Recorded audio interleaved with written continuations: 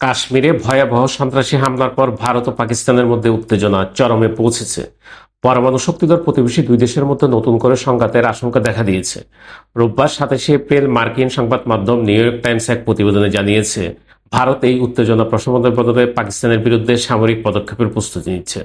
প্রতিবেদনে বলা হয়, হামলার পরপরই ভারতের প্রধানমন্ত্রী নরেন্দ্র মোদী 1 ডজনের বেশি দেশের নেতার সঙ্গে টেলিফোনে কথা বলেছেন।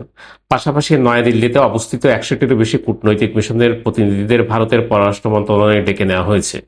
তবে এসব প্রচেষ্টা উত্তেজনা হ্রাসের জন্য নয়, বরং পাকিস্তানের বিরুদ্ধে সম্ভাব্য সামরিক অভিযানের পক্ষে আন্তর্জাতিক সমর্থন আদায়ের লক্ষ্যে নেওয়া হয়েছে বলে জানিয়েছেন একাধিক কূটনীতিক।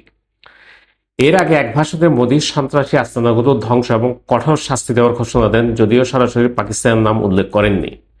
অন্যদিকে কাশ্মীরের নিরাপত্তা বাহিনী ব্যাপক ধরপাকড় শুরু করেছে এবং সন্ত্রাসী হামলার সঙ্গে জড়িতদের সন্ধানে অভিযান চালাচ্ছে। সেখানে শত শত মানুষকে গ্রেপ্তার করা হয়েছে।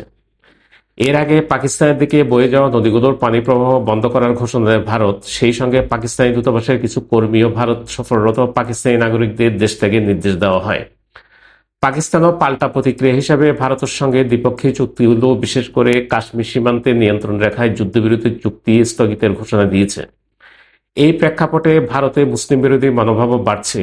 কাশ্মীরের বাইরে অন্য শহরগুলোতে পড়াশোনা করা কাশ্মীরি শিক্ষার্থীরা ব্যাপক হয়রানির মুখে পড়ছেন এবং অনেকেই বাধ্য হয়ে বাড়ি ফিরে আসছেন।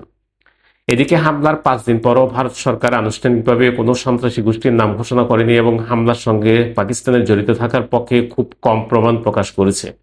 অন্যদিকে পাকিস্তান সরকার এই হামলায় নিজেদের জড়িত থাকার অভিযোগ সরাসরি অস্বীকার করেছে। মূলত পররাষ্ট্র মন্ত্রণালয়ের কূটনৈতিক ব্রিফিংয়ে ভারতীয় কর্মকর্তারা পাকিস্তানের অতীতে সন্ত্রাসবাদে সহায়তার ইতিহাস তুলে ধরেছেন। তারা জানান, সর্বশেষ এই হামলার ঘটনায় তদন্ত চলছে এবং হামলাকারীদের পাকিস্তানের সঙ্গে সংযোগ রয়েছে এমন কিছু প্রযুক্তিগত প্রমাণ পাওয়া গেছে। জাতিসংঘ, ইউরোপীয় ইউনিয়ন, ইরান ও সৌদি আরব উভয় দেশকে সংযম দেখানোর আহ্বান জানিয়েছে।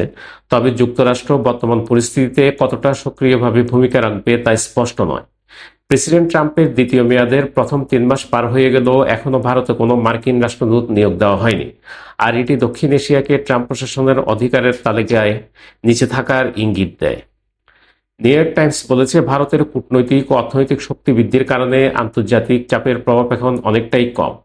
ফলে ভারত চাইলে একতরফা পদক্ষেপ নিতেও পিছপা হবে না। বিশ্লেষকরা বলছেন, 2016-2019 সালের মতো এবারও ভারত পাকিস্তানের সীমান্ত পেরিয়ে বড় ধরনের সামরিক পদক্ষেপ নিতে পারে। তবে পাকিস্তান পাল্টা জবাব দেওয়ার হুমকি দিয়েছে এবং বলেছে, ভারতের যে কোনো আক্রমণের চেয়ে আরও বড় প্রতিক্রিয়া দেখানো হবে। বিশ্লেষক ড্যানিয়েল মার্কির মতে, উভয় পক্ষই নিজেদের ক্ষমতা অতিরঞ্জন করছে, ফলে পরিস্থিতি দ্রুত নিয়ন্ত্রণের বাইরে চলে যেতে পারে। এক কূটনীতিক মন্তব্য করেছেন, কেবল অতীতের রেকর্ডের উপর ভিত্তি করে কি পরমাণু অস্ত্রধারী প্রতিবেশীর সঙ্গে যুদ্ধ শুরু করা উচিত? এই ধরনের আরও তথ্যপূর্ণ ও কার্যকরী ভিডিও পেতে লাইক, শেয়ার, কমেন্টস ও সাবস্ক্রাইব করে আমাদের সঙ্গেই থাকুন। ধন্যবাদ।